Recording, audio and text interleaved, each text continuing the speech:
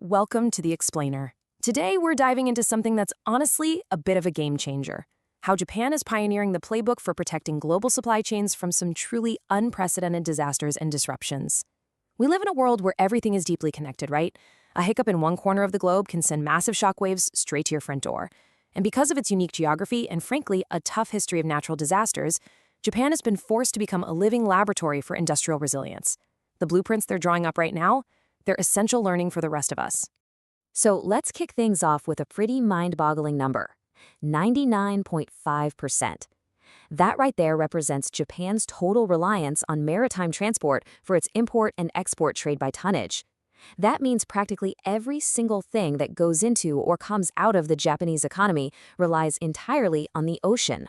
Which naturally leads us to a really critical question. What actually happens when an island nation's lifelines are cut? When an entire modern, complex economy is left entirely at the mercy of the sea, unpredictable weather, and shifting geopolitics, the stakes literally couldn't be higher. It's a core vulnerability, and overcoming it requires some incredible strategic planning. In this explainer, we'll be hitting 6 main stops: Japan's vulnerable economic lifelines, disaster and industrial disruption, the maritime security challenge, building business continuity, tech and green innovations, and finally, lessons for global resilience. Okay, part 1, Japan's vulnerable economic lifelines, an island's dependence.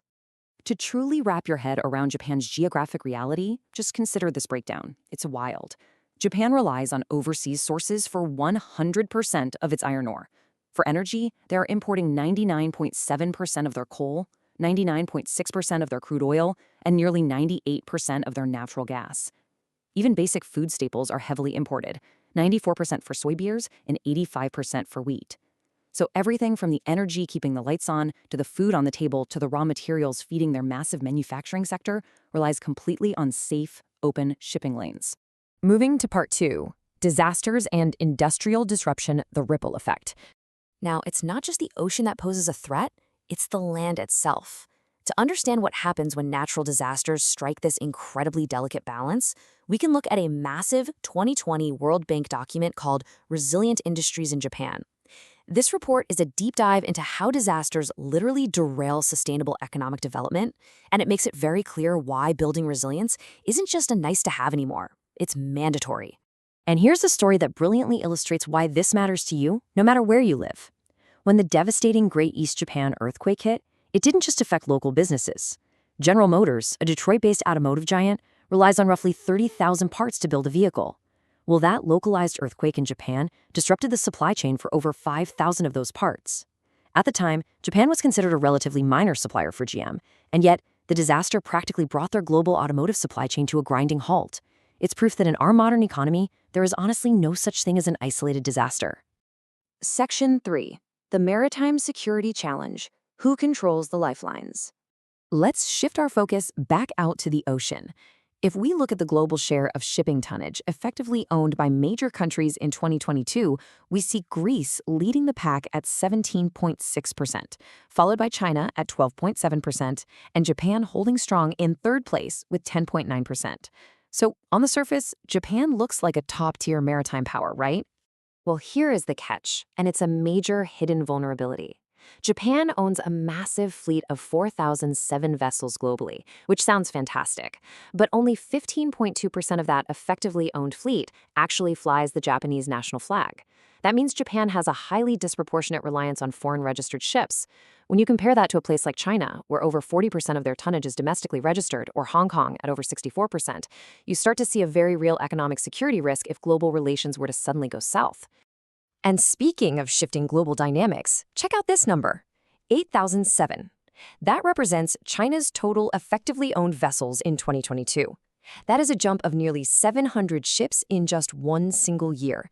It objectively demonstrates how fast the landscape of maritime power is changing, and it really underscores why Japan is scrambling to improve the resilience and security of its own supply chains. Which brings us to Section 4, Building Business Continuity, the blueprint for survival.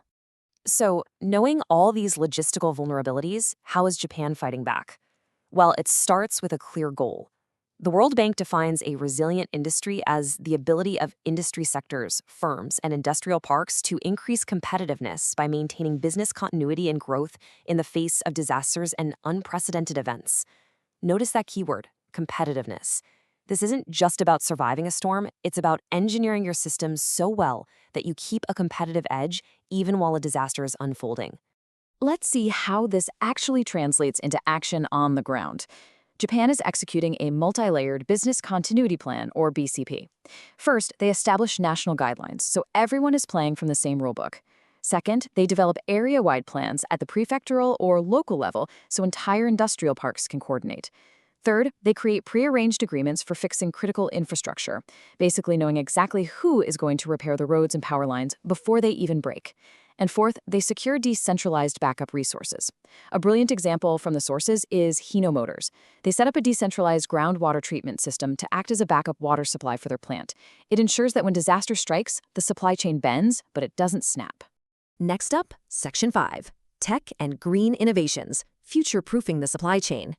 Resilience isn't just about bracing for earthquakes, it's about adapting to the future. Japan is merging digital transformation with green transformation in a truly futuristic way. Take the Meguri 2040 initiative. They're aiming for 50% of their coastal ships to be fully autonomous by the year 2040. This tackles the severe crew shortages caused by an aging population while also cutting down on human error. Then there's Cyberport, a platform built to digitize, go paperless, and completely standardize port logistics to speed everything up. On the green side, you have C0 Japan, developing zero-emission vessels and carbon-neutral ports, which are upgrading infrastructure to handle green energy, like onshore power and low-carbon cargo handling. And if you're thinking this sounds like a distant sci-fi dream, look at the timeline.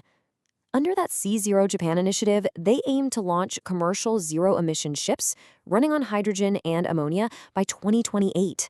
That is practically tomorrow. These concrete timelines show a really aggressive push to lock down a sustainable, highly advanced maritime security network.